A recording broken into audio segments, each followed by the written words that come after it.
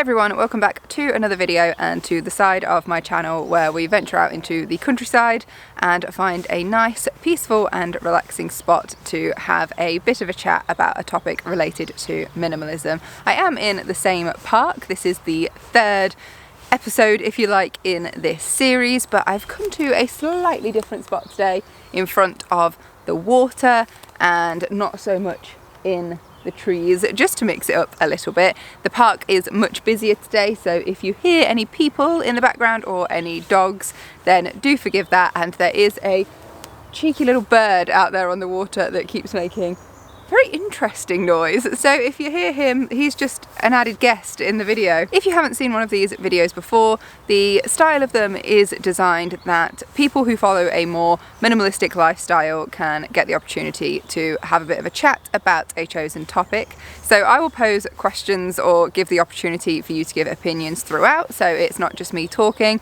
And if you would like to join in, you are more than welcome to post your answers to those questions in the comments or give your opinions on any of the ideas that are mentioned in this video or beyond. It's really interesting for not just me but for all of us to read those comments and see how other people approach these given topics. Today's topic is actually about exploring some of the challenges that we can associate with leading a more minimalistic lifestyle. Now, if you're watching this video, you are probably the sort of person that is tending towards being more minimal, and therefore you can probably see the amazing benefits that come with that. And for those of us that do adopt a more minimalistic lifestyle, we tend to prefer it, otherwise we wouldn't put our time and effort into trying to maintain it. So we can probably all see the benefits of it, but it doesn't come without its challenges. But we're going to start this video out on a positive. And so question one is, what are your favourite areas of leading a more minimalistic lifestyle? What are the parts that you absolutely love? For me, I don't think I could ever go back to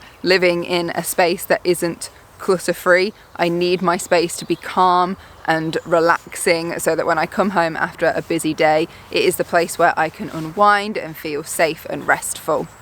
I also like the simplicity that comes with having a structure and routine to my life. I generally avoid drama and so only surround myself with people that bring positivity to my life, and as a result of that I have a very small circle of friends.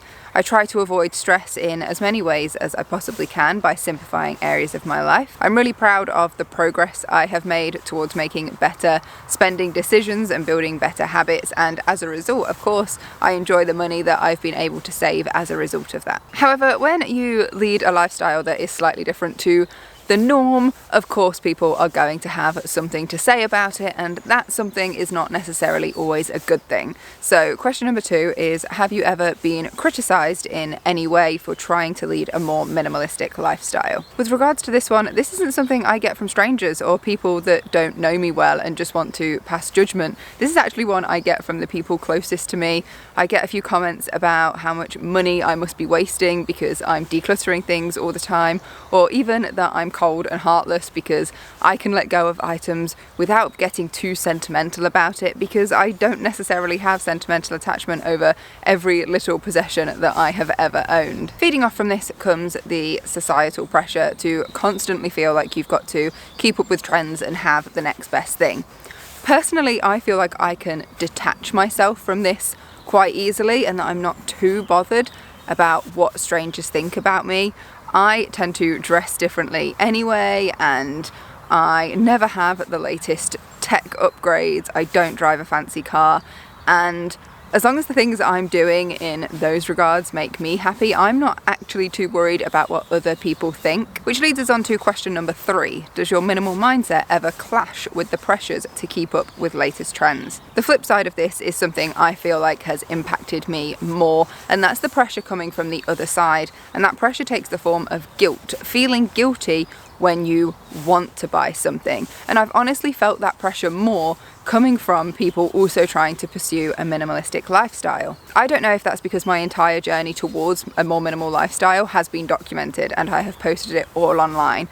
But in amongst hundreds of comments that are absolutely lovely and supportive, I will always have that one comment that tells me that my wardrobe isn't a minimal wardrobe, that my jewellery collection isn't a minimal jewellery collection, that wasn't a proper declutter because you only got rid of so many items, or that you're not a minimalist because you bought XYZ. Over the years I've had a number of comments like that basically have led me to think that I am not good enough and that I can't say that I lead a more minimalistic lifestyle, to the point where I've actually started to draw back from the term minimalist because I don't feel that I qualify, and I think a lot of that comes from what other people have said to me. And at times I've been left feeling like I have to justify every purchase that I make, every decision that I make, even if it's something I have thought about for months, because someone might have something to say about it. Which leads me to question 4. Have you ever been made to feel like you're not doing a good enough job at being minimal? Going off on a different branch now.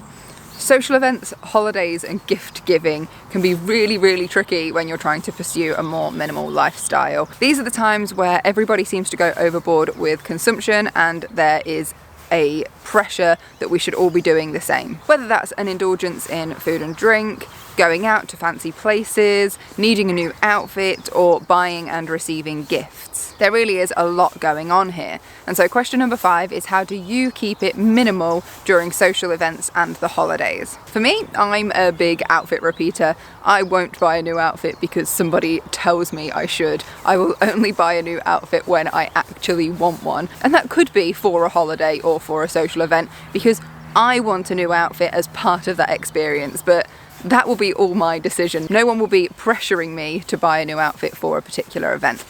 When it comes to gift giving, I always ask people what they would like. I know that takes away a lot of the mystery, and I've even had comments before about how that's not very thoughtful because I'm not going out and thinking about what this person might like, I'm just asking them. But honestly, I would rather buy them a present I know they're going to love and that they're going to get a lot of use out of, rather than me trying to second guess it and hoping that they like what I buy them. I also avoid those little fillers for gifts, any little knickknacks and novelty items that ultimately will just end up either in the back of a cupboard not being used or thrown out. And in terms of actually socialising, I surround myself with people that don't pressurise me to do anything I wouldn't want to do anyway, so we generally keep it realistic and we consider each other's budgets when we are planning things. I also don't drink, and I won't be encouraged to drink either, so that helps with keeping expenses down as well. And my final point for this video is about maintaining minimalism. Keeping your space clutter-free,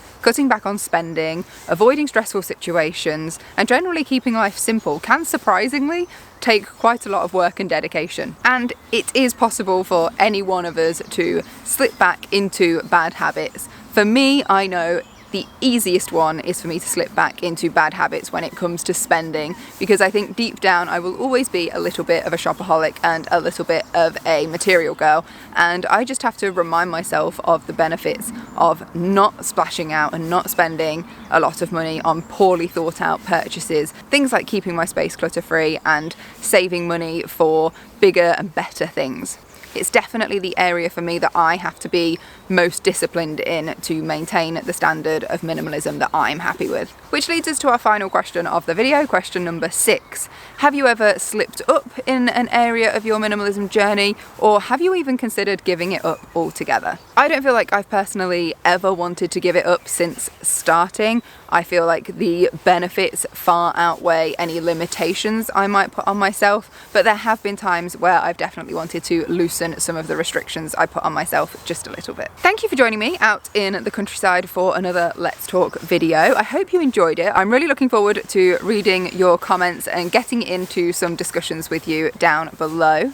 If you enjoyed the video, remember to give it a thumbs up, and you can subscribe by clicking this picture here if you want to see more videos like this. If you're sticking around to watch another one, I will pop one right here that I think you might enjoy, and in the meantime, I will see you soon.